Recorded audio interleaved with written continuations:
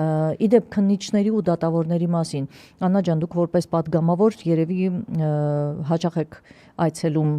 բանտարկյալներին, քաղբանտարկյալներին, որովհետև իրավունք ունեք, բայց օրինակ ես 2 ամիս շարունակ չեմ կարողացել այցելել ոչ Նարեկին, ոչ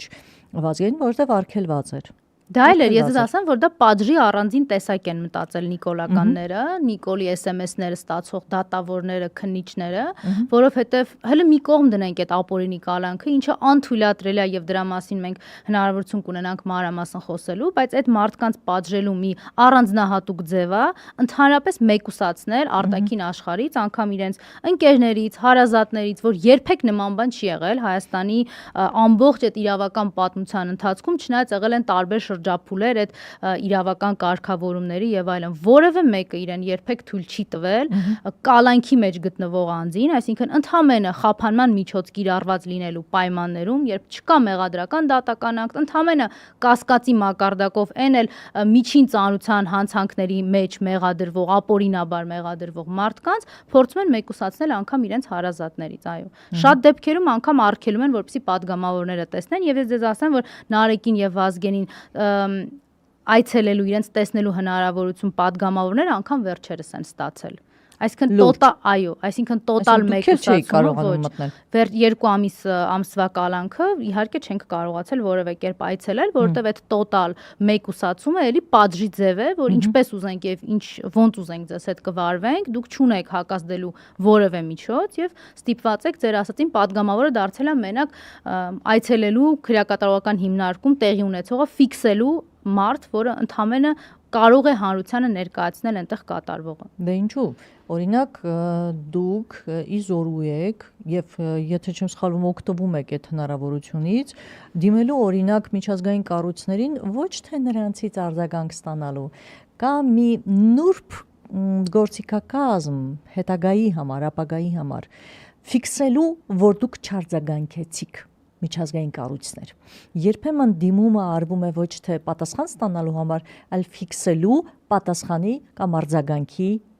բացակայությունը, որպեսզի վաղը չեմ սորը, երբ որ հանկարծ այդ կառույցները նորից հիշեն իրենց առաքելության մասին, իրենց սկզբունքների մասին եւ երբևէ փորձեն նորից մատ թափ տալ մեզ վրա, որպեսզի այդ ֆիքսված արձանագրված փաստը իրենց չարձագանքելու եւ լռելու հանվի դրվի եւ ասվի, որ սիրելիներս, այդ ուր էիք այս եւ նմանատիպ 1500 այլ դեպքերում։ Հատորներ կան, այո, արդեն հատորներ կարելի է գրել։ Եվ եթե այն ժամանակ լռում էիք եւ ընտրողական ժողովրդավարություն եք իրականացնում, ապա բարի եղեք, ռուսերեն լավ ձևակերպում կա, захлопните свою варежку и живите своей жизнью, բան չասեցինք, в нашу жизнь не лезьте,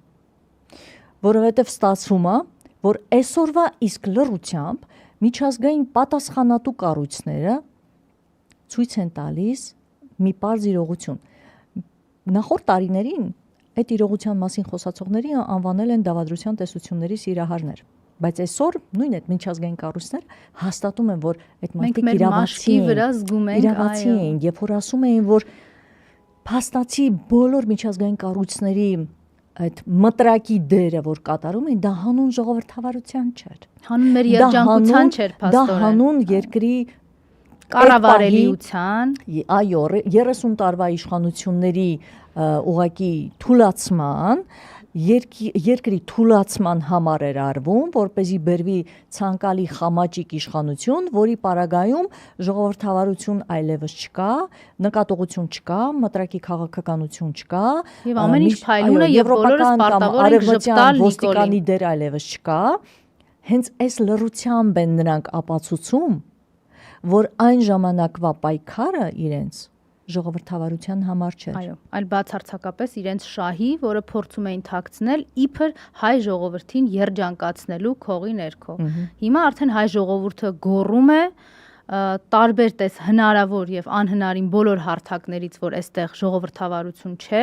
որ մենք ունենք շատ մեծ խնդիրներ մարդու իրավունքների, ազատությունները մեր իրացնելու հետ, բայց իրենք ասում են, որ դուք պարտավոր եք լինել երջանիկ, որովհետեւ մեր Նիկոլն է ձեզ իշխում, մեր Նիկոլն է ընտրություններով,